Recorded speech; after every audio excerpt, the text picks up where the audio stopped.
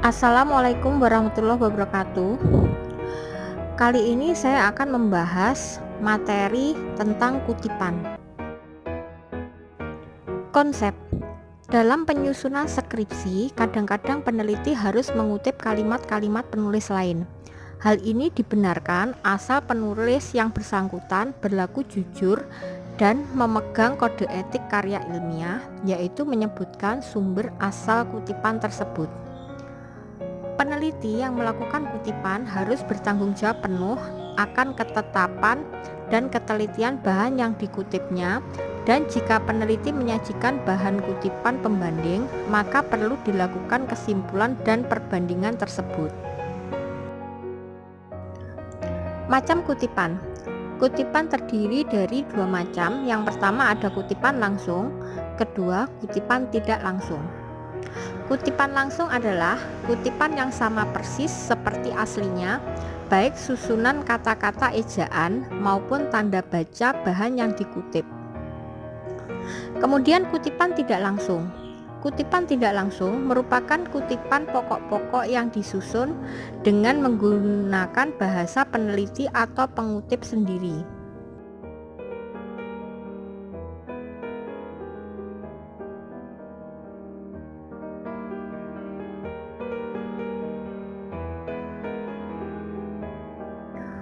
Sumber kutipan. Kutipan dapat bersumber dari naskah tertulis atau cetakan seperti buku-buku teks, jurnal, ensiklopedia, makalah seminar atau diskusi, tulisan-tulisan di surat kabar atau majalah, hasil-hasil penelitian, dan karya tulis lain yang didokumentasikan. Perlu diingat bahwa catatan kuliah seseorang tidak dapat dipergunakan sebagai sumber. Pendapat-pendapat yang berasal dari hasil wawancara dan hasil-hasil rekaman yang didokumentasikan. Aturan penulisan kutipan langsung. Yang pertama, kutipan ditulis dengan menggunakan dua tanda petik. Jika kutipan ini merupakan kutipan pertama atau dikutip dari penulisnya, jika kutipan itu diambil dari kutipan, maka kutipan tersebut ditulis dengan menggunakan satu tanda petik. Jika bagian dari yang dikutip ada bagian yang dihilangkan, maka penulisan bagian itu diganti dengan 3 buah titik. Aturan penulisan kutipan langsung berikutnya adalah jika kalimat yang dikutip terdiri atas 3 baris atau kurang, maka kutipan ditulis dengan menggunakan tanda petik atau sesuai ketentuan pertama, dan penulisannya digabung ke dalam paragraf yang ditulis oleh pengutip dan diketik dengan jarak spasi sesuai teknik pengetikan atau 2 spasi. Kemudian, jika kalimat yang dikutip terdiri atas 4 baris atau lebih, maka kutipan ditulis tanpa tanda kutip dan diketik dengan jarak baris 1 spasi.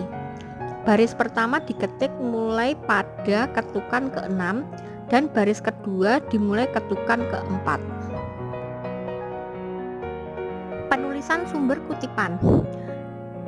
Yang pertama, jika sumber kutipan ditulis sebelum kutipan, cara penulisannya adalah nama penulis diikuti dengan tahun penerbitan dan halaman yang dikutip yang keduanya. Kedua, jika sumber kutipan ditulis setelah kutipan, maka nama penulis, tahun penerbitan, dan halaman yang dikutip semuanya diletakkan di dalam kurung.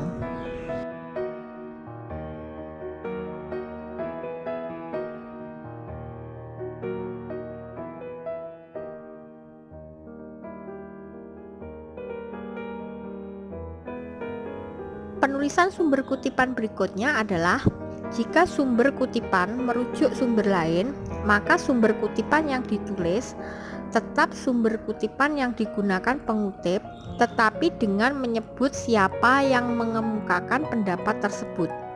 Dengan kata lain, saat kita merujuk pada sumber A, sedangkan sumber A sendiri merujuk sumber B atau sumber asli, maka penulisannya tetap menyebut sumber asli yaitu sumber B, tetapi sumber A juga disebut.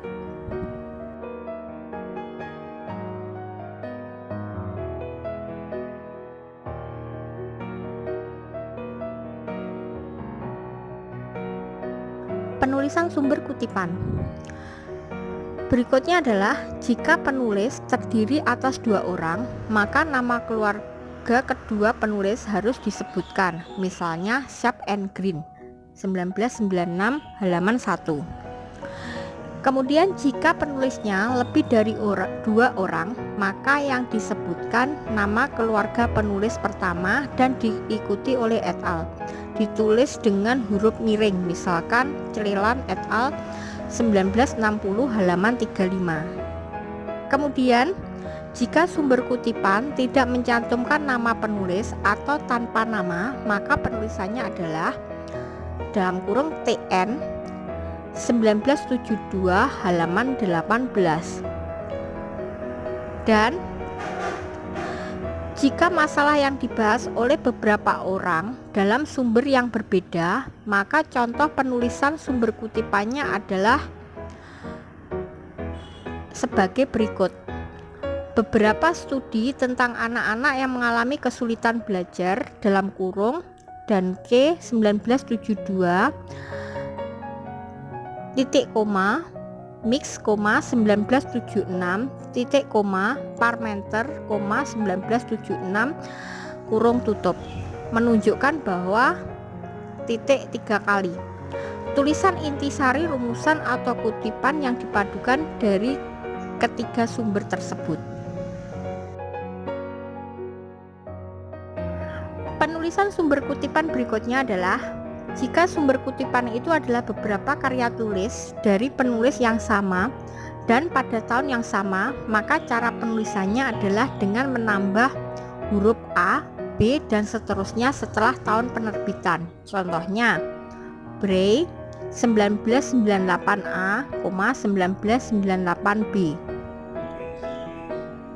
Dan yang terakhir, jika yang diutarakan pokok-pokok pikiran seorang penulis, maka tidak perlu ada kutipan langsung. Cukup dengan menyebut sumbernya. Disebutkan di sini, model kutipan tidak mengenal adanya catatan kaki untuk sumber dengan berbagai istilah seperti ibid, objit, logit, fight, dan seterusnya.